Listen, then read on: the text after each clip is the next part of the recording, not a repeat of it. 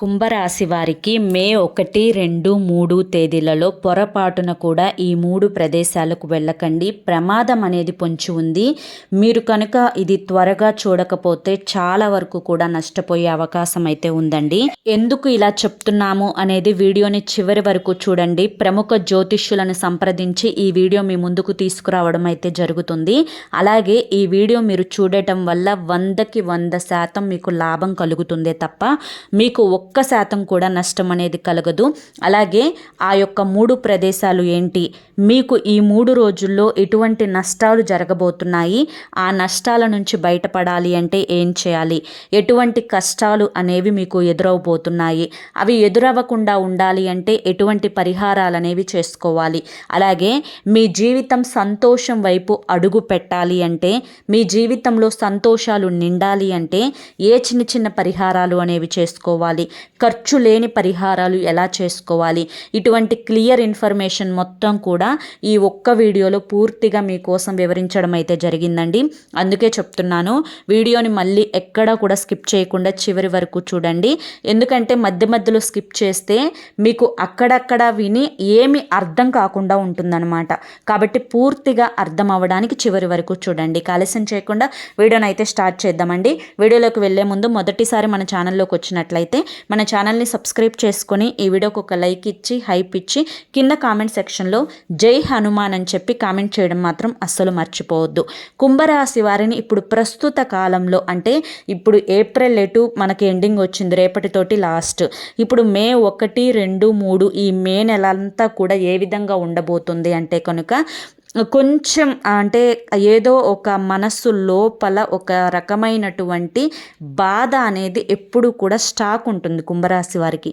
ఎందుకు ఇలా చెప్తున్నాను అంటే కనుక వీరికి అంటే కుంభం అంటేనే ఒక కుండ, నిండు కుండ అయితే ఏ విధంగా ఉంటుందో, ఎంత బాధ ఉన్నా, ఎన్ని కష్టాలున్నా, ఎన్ని నష్టాలు జరుగుతున్నా, ఎంతమంది అవమానిస్తున్నా ఆ నిండు కుండ తొనకకుండా ఎలా అయితే నిలకడగా అంటే స్టాండర్డ్గా ఉంటుందో వీరి యొక్క ముఖ భావాలు కూడా అలాగే స్టాండర్డ్గా ఉంటాయన్నమాట. ఏ కష్టం నన్నేమీ చేయలేదు, ఏ బాధ నన్నేమీ చేయలేదు, ఎవరు అవమానించినా కూడా నాకు పడదు అన్నట్లుగా పైకి కనిపిస్తారు. కానీ 4 గోడల మధ్య చాలా ఒంటరితనాన్ని అనుభవిస్తారండి. చాలా బాధ, చాలా నరకం, చాలా చిత్రహింసలు అనేవి గురి అయిపోతూ వారికి వారే బాధని అనుభవిస్తూ కన్నీరు పెట్టుకుంటూ ఉంటారనమాట. అంతగా ఎమోషనల్ అయిపోతారు. ఒక రకంగా చెప్పాలి అంటే ఒక మృదువైన మనస్తత్వం కలిగిన వారు, సెన్సిటివ్ అంటే వీరి యొక్క మనసు చాలా సెన్సిటివ్ అని చెప్పి అంటూ ఉంటారు కదా, ఆ జాతికి చెందినవారు కుంభరాశి వారు.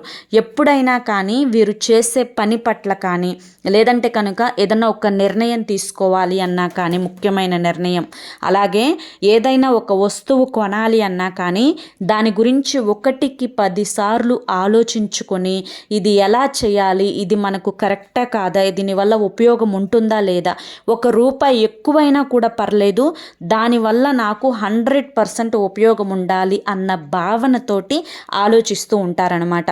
దీనివల్ల ఏమవుతుంది అంటే ఆ యొక్క భావన, వీరి యొక్క చివరి నిర్ణయం ఏదైతే ఉంటుందో అది కరెక్ట్గానే ఉంటుంది. కానీ ఆ నిర్ణయానికి చేరేంత వరకు కూడా మైండ్ని చాలా వరకు కూడా కష్టపెడతారు. ఈ మైండ్ కష్టపడే ప్రక్రియలో ఏమవుతుంది అంటే ఆ కష్టపెట్టే ప్రక్రియలో చాలా అలసిపోతారనమాట. మానసికంగా, శారీరకంగా చాలా అలసిపోతారనమాట. ఈ విధమైనటువంటి అంత ఆలోచన అనేది మీకు నష్టాన్ని కలిగిస్తుందే తప్ప లాభాన్ని కలిగించదు. ఈ ఒక్క పాయింట్ అయితే గుర్తుంచుకోండి. ఇలాగే మీరు ఆలోచిస్తుంటే అవునక్క మేము ఇలాగే ఉన్నాము అని చెప్పి నాకు కామెంట్లో ఎస్ అక్క అని చెప్పి సింపుల్గా కామెంట్ చేసేయండి, నాకు అర్థమైపోతుంది. ఎందుకు ఇలా చెప్తున్నాను అంటే కనుక అతి ఆలోచన, ఏదన్నా ఒక పని చేసేటప్పుడు ఆ పని గురించి ఒకసారి ఇద్దరిని కనుక్కుంటే సరిపోతుంది. కానీ ఆ ఇద్దరితో పాటు ఇంకొక 20 మందినైనా కనుక్కోవడానికి రెడీగా ఉంటారు. ఏదన్నా ఒక చిన్న వస్తువు కొనాలి అంటే 1 షాపు 2 షాపులో తిరిగితే సరిపోతుంది. కానీ రోజంతా ఎన్ని షాపులైనా తిరగటానికి వెనకాడరు. కానీ కష్టానికి భయపడరు. కానీ అక్కడ వచ్చే ఆ ఫలితం ఏదైతే ఉంటుందో అది బాగుండాలి అని చెప్పి ఎక్స్పెక్ట్ చేస్తూ ఉంటారనమాట. నిజానికి కుంభరాశి వారు చాలా తెలివైన వాళ్ళండి. చాలా వరకు కూడా వీరి యొక్క ఆలోచనలు అనేవి చాలా పర్ఫెక్ట్గా ఉంటాయి. వీరి యొక్క టేస్ట్ కానీ, లేదంటే వీరు తీసుకునే నిర్ణయాలు కానీ, వీరు ఏదైనా కానీ సలహాలు ఇచ్చిన ఎదుటి వారికి ఆ సలహాలు కానీ వాటిట్లో ఎటువంటి స్వార్థం ఉండదు. నటించడం చేత కాదు. అవతలి వారు నమ్మక ద్రోహం చేసిన, అవమానించిన వారికి మళ్ళీ తిరిగి మంచి చేయాలని చెప్పి చూస్తారే తప్ప ఎదుటి వారిని మాయ చేసి బుట్టలో పడేసుకుంటూ ఉంటారు. ఇప్పటి రోజుల్లో జనాలు ఎలా ఉన్నారో మనందరికీ కూడా తెలిసిన విషయమే కదా. కానీ కుంభరాశి వారికి అవి ఏవి కూడా చేత కావు. వారు ఎలా ఇంట్లో ఉంటారో బయట వారితో కూడా అలాగే ఉంటారు. కాబట్టే వీరికి స్నేహితుల యొక్క సర్కిల్ చాలా తక్కువగా ఉంటుంది. బంధుమిత్రులతో కూడా కాస్తంత అటాచ్మెంట్స్ అంటే బంధుత్వాలు, ఆ యొక్క రిలేషన్షిప్స్ ఏవైతే ఉంటాయో అవి కూడా చాలా తక్కువగా ఉంటాయన్నమాట. ఎందుకంటే అంత ఈజీగా కలిసిపోలేరు. ఒకవేళ ఒకసారి కలిసిపోతే చాలా వరకు కూడా అవతలి వారిని నమ్ముతారు. అలా నమ్మే చాలామంది చేతుల్లో మోసపోయారనమాట కుంభరాశి వారు. కాబట్టి కొంచెం 30 సంవత్సరాలు దాటిన వారు ఎవరైతే ఉంటారో కుంభరాశి వారు, వారికి కొంచెం ఆ యొక్క అవగాహన ఉంటుంది. ఎవరిని నమ్మాలి, ఎవరిని నమ్మకూడదు, ఎవరిని మనల్ని వాడుకుంటున్నారు, మన చేత అవసరాలు గడిపించుకుంటున్నారు, మన చేత పనులు చేపించుకుంటున్నారు, తర్వాత మన అవసరం తీరిపోయిన తర్వాత పక్కకు నెట్టేస్తూ ఉంటున్నారు. ఇటువంటివన్నీ కూడా వీరికి పూర్తిగా అవగాహన కలిగి అప్పటి నుంచి కొంచెం మాట్లాడటం, ఎదుటి వ్యక్తులకు సమాధానం ఇవ్వడం, అలాగే వారు చేసే ఆ యొక్క ఆలోచనలను ముందుగానే గ్రహించి వారి వలలో పడకుండా వారిని వారు కాపాడుకోవడం, ఇటువంటివన్నీ కూడా ఒక ముందస్తు జాగ్రత్తగా చేసుకుంటూ ఉంటారనమాట. అలాగే కుంభరాశి వారి యొక్క కుటుంబం ఏదైతే ఉంటుందో, వీరి యొక్క జీవిత భాగస్వామి కానీ, వీరి యొక్క పిల్లల్ని కానీ చూసుకున్నట్లయితే కనుక వీరికి ఉన్నటువంటి ఆలోచనలకు తగ్గట్లుగా వీరు నా యొక్క పార్ట్నర్ ఇలా ఉండాలి, నా పిల్లలు ఇలా ఉండాలి అన్నట్లుగా వీరి యొక్క పార్ట్నర్ కానీ, వీరి యొక్క పిల్లలు కానీ అందులో దాదాపుగా ఒక 40% ఉంటారేమో. అంతే, మిగతా 60% ఉండరు. ఈ యొక్క 60% ఉండకపోవడం వల్ల కొంచెం దాని గురించి స్ట్రెస్ ఎక్కువగా తీసుకోవడం, దాని గురించి ఎక్కువగా ఆలోచించడం, వారిని ఆ 40% ఫుల్ఫిల్ చేయడం కోసం వారికి ఎన్నో మంచి మాటలు చెప్పడం, ఇప్పటి రోజులకు తగ్గట్లుగా వారిని ప్రిపేర్ చేయడం, అలాగే వారి యొక్క లైఫ్ పార్ట్నర్ కూడా కొంచెం వ్యతిరేకమైనటువంటి స్వభావం కలిగిన వారి కావడాన వీరి మధ్య కొంచెం చిన్న చిన్న డిస్టర్బెన్స్ రావడం, కొన్ని గొడవలు జరుగుతూ ఉండడం, ఒకరి మనస్తత్వం అనేది మరొకరికి నచ్చకుండా ఉండడం, దీనివల్ల కూడా కొంచెం ఇబ్బందులకు గురి అవ్వడం, ఇటువంటివన్నీ కూడా వారి యొక్క కుటుంబంలో జరుగుతూ ఉంటాయండి. కొన్నిసార్లు సర్దుకుపోదాంలే, ప్రతిదీ కూడా ఇట్లా జీవితాంతం పట్టించుకుంటూ పోతే మన యొక్క లైఫ్ అంతా కూడా డిస్టర్బ్ అయిపోతూ ఉంటుంది, దీన్ని కొంచెం పక్కన పెట్టేసేద్దాము, ఎవరు ఎలాగైనా ఉండని అనే ఒక నిర్ణయం తీసుకున్న రోజులు కూడా కుంభరాశి వారు చాలానే ఉన్నాయండి. అయితే మీకు 2 విషయాలు చెప్తాను. ఏంటి అంటే కనుక ఇవి ఖచ్చితంగా నేను చెబుతున్న మాటలు కాదు, నా చేత ఆ యొక్క హనుమంతుడే చెప్పిస్తున్నారు అనుకొని భావించండి. ఎందుకు అంటే కనుక ఇది మీకు చాలా ఉపయోగకరం. ఎప్పుడూ కూడా దేని గురించి కూడా ఓవర్ థింకింగ్ అనేది అస్సలు మైండ్లో పెట్టుకోవద్దు. మీరు ఆలోచించడం వల్ల జరిగిపోయిన దాన్ని మార్చలేరు, జరగబోయేదాన్ని మార్చలేరు, జరగాల్సింది ఏది కూడా మీరు మార్చలేరు. కాకపోతే కొంచెం అలర్ట్గా ఉండండి, కొంచెం అవగాహనగా ఉండండి, అంతే తప్ప ప్రతిదీ కూడా సీరియస్గా, అంటే మీరు తీసుకునేంత సీరియస్గా అయితే తీసుకోవద్దు. ఇక తర్వాత రెండవది ఏంటి అంటే కనుక ఎవరు మిమ్మల్ని మోసం చేస్తున్నారో, ఎవరు వాడుకుంటున్నారో అటువంటి వారితోటి ఎంతవరకు ఉండాలో అంతవరకే ఉండండి.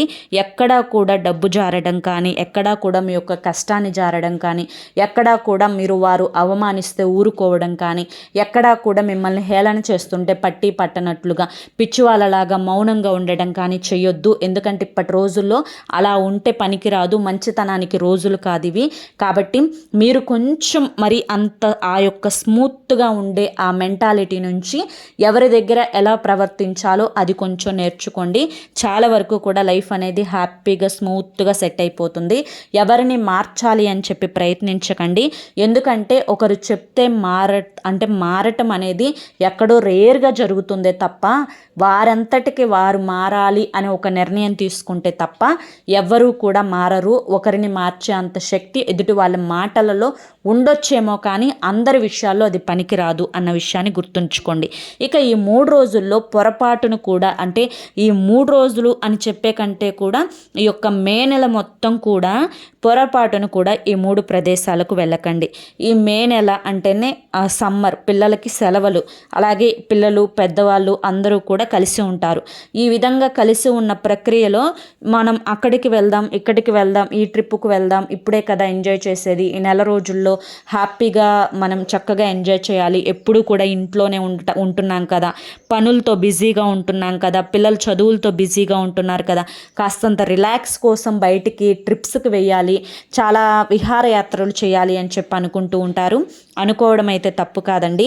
కానీ మీరు వెళ్ళకూడనటువంటి ప్రదేశాలలో మొట్టమొదటి ప్రదేశం వచ్చేసి నీటి ప్రాంతాలకు, అంటే సముద్ర ప్రాంతాలు కానీ, నదీ తీర ప్రాంతాలు కానీ, లేకపోతే సెలయేర్లు కానీ, కొండ వాగుల్లో నుంచి నీరు, జలపాతాలు అంటారు కదా, అటువంటి జలపాతాలకి కానీ, వాటి యొక్క అందాన్ని చూడటానికి చాలా బాగుంటాయి. ఒకవేళ వెళ్ళినా కూడా అక్కడ లోతుల్లోకి వెళ్ళే ప్రయత్నం చేయకండి. ఎందుకంటే నీటి యొక్క బలం అనేది చాలా ఎక్కువగా ఉంటుంది. మీకు నీటితోటి కొంచెం ప్రమాదం అనేది ఈ మే నెలలో పొంచి ఉంది. కాబట్టే ముందస్తుగానే చెప్తున్నాను, నీటి ప్రదేశాలకు వెళ్ళినప్పుడు లోతుగా వెళ్ళడం కానీ, ఎందుకంటే అది లోతు తక్కువ ఉంది అని చెప్పి మనం దిగుతాము, కానీ ఒక్కొక్కసారి లోతు ఎక్కువగా ఉండవచ్చు, కాలు జారి ఏదో ఒక ప్రమాదం అనేది జరగవచ్చు. కాబట్టి ఈతలు కొట్టడానికి పిల్లల్ని పంపించడం కానీ, లేదంటే కనుక మీరు ఈత వేయడం కానీ, ఇలా కొత్త ప్రాంతాలకు వెళ్ళడం కానీ, లేదంటే మీకు దగ్గరలో ఉన్నటువంటి చెరువులకి, కాలవలకి వెళ్ళడం కానీ, ఇటువంటివి వెళ్ళకండి. ఎందుకంటే ఈ విధంగా వెళ్ళడం వల్ల ప్రమాదాలు జరిగే అవకాశం అయితే ఉందన్నమాట. ఇది ఖచ్చితంగా మీరు గుర్తుంచుకోవాల్సినటువంటి మొదటి ప్రదేశం. ఇక రెండవ ప్రదేశం వచ్చేసి బంధువులు. ఎవరైతే బంధువులు అంటే అందరూ చెడ్డవాళ్ళు ఉంటారు అని చెప్పి నేను చెప్పను, కాకపోతే అంటే గతంలో మనకి హాని చేసిన వాళ్ళు, గతంలో మనకి వ్యతిరేకంగా మాట్లాడి ఎదుటి వారితో చెయ్యి కలిపి మనల్ని ఒంటరిగా మార్చిన వారు, గతంలో మనల్ని ఒక దోషుల్లాగా చెయ్యని పనులకు నిందలు మోపిన వాళ్ళు, గతంలో మనమంటే అస్సలు గిట్టని వాళ్ళు, మనల్ని అవమానించిన వారు ఇవాల్టి రోజున మనతో మంచిగా ఉంటున్నారు అంటే అటువంటి వారిని గుడ్డిగా నమ్మే ప్రయత్నం అయితే చేయకండి. అటువంటి వారితోటి కలిశారు కదా అని చెప్పి ఎక్కువగా కలవేసుకోవడం, ఎక్కువగా మాట్లాడటం, ఎక్కువగా వారితో టైం స్పెండ్ చేయడం, సెలవుల్లే కదా అని చెప్పి వారి ఇంటికి వెళ్ళడం. ఎందుకంటే కుక్క తోక అనేది ఎప్పుడూ వంకరిగానే ఉంటుంది. దాన్ని ఎంత స్ట్రైట్గా మార్చాలి అని చెప్పి ప్రయత్నించినా కానీ ఆ యొక్క వంకర పోదు, ఎందుకంటే ఆ పుటకే అది. అలాగే ఈ విధంగా మన యొక్క బంధువుల్లో మనల్ని ఒక దోషుల్లాగా చూసి మన మీద ఒక నెగిటివిటీ, ఆ యొక్క ఇన్స్పిరేషన్ ఉంటుంది కదా, ఆ నెగిటివిటీ పెట్టుకున్న వాళ్ళు ఇవాల్టి రోజున మారారు అంటే అది ఖచ్చితంగా మీ యొక్క పిచ్చి నమ్మకమే అని చెప్పి చెప్పుకోవాలి. ఎందుకంటే కనుక అటువంటి వారికి పైకి మంచిగా మాట్లాడుతున్నా ఎక్కడ మళ్ళీ అవకాశం దొరికినా కానీ ఆ అవకాశాన్ని వదలకుండా మిమ్మల్ని టార్గెట్ చేయొచ్చు. అలాగే మిమ్మల్ని ఏదో ఒక రకంగా వాడుకోవడానికి ఇప్పుడు మంచితనాన్ని నటించవచ్చు, లేదా ఏదన్నా అవసరాలు తీర్చుకోవడం కోసం, మీతో అవసరం గడిపించుకోవడం కోసం ఈ విధమైనటువంటి నాటకాన్ని ఆడొచ్చు. ఏది ఏమైనప్పటికీ కూడాను మీరు అంత పిచ్చివాళ్ళైతే కాదు, కాకపోతే కొంచెం దూరం, డిస్టెన్స్ అనేది మెయింటైన్ చేయండి. మరీ అలా పూర్తిగా వదిలేయకుండా, అలా అని చెప్పి మరీ కౌగులించుకోకుండా లిమిట్స్లో ఉండే ప్రయత్నం అయితే చేయండి. ఇక మూడవది ఏంటి అంటే కనుక శత్రువులు. ఈ శత్రువులు అనేవారు కూడా చాలా డేంజర్ అండి. ఎందుకంటే 10 మందికి మనం అప్పున్నా కానీ బ్రతకొచ్చు, కానీ 10 మంది యొక్క ఏడుపులు ఉంటే మాత్రం మనం బ్రతకలేము. ఈ యొక్క 10 మంది ఏడుపులలో మీకు శత్రువులు చాలామంది ఉన్నారు. అందులో ఆడవారికి ఇంకా ఎక్కువగా ఉంటారు. మీరు వారికి ఏ నష్టం చేసింది లేదు, వారి దగ్గర ఏ డబ్బు తీసుకున్నది లేదు, వారి యొక్క కుటుంబాలలో మీ కారణంగా ఏ గొడవలు జరిగింది లేదు, మీ వల్ల వారు 1% కూడా నష్టపోయింది లేదు. కానీ మిమ్మల్ని మాత్రం వారు చూడలేరు. ఎందుకు చూడలేరో కూడా మీకు తెలియదు. కానీ ఒకరిని మంచిగా చూసి ఒకరిని తొక్కేయాలి అని చెప్పి చూసే ఆలోచనతోటి ఎప్పుడూ ఉంటారు. అలాగే అంటే మీ యొక్క ముఖాన్ని చూసినా, లేదంటే మీ యొక్క పనులను చూసినా, లేదంటే మీ యొక్క తెలివితేటలను చూసినా, లేదా మీ యొక్క మాటల్ని చూసినా, లేదంటే కనుక మీరు మంచిగా రెడీ అయినా, లేకపోతే కనుక మీరు ఎవరితోనన్నా క్లోజ్గా మాట్లాడుతున్న ప్రతి దాంట్లో కూడా ఏదో ఒక రకంగా పాయింట్ రేస్ చేసి వెతుకుతూ ఉంటారనమాట.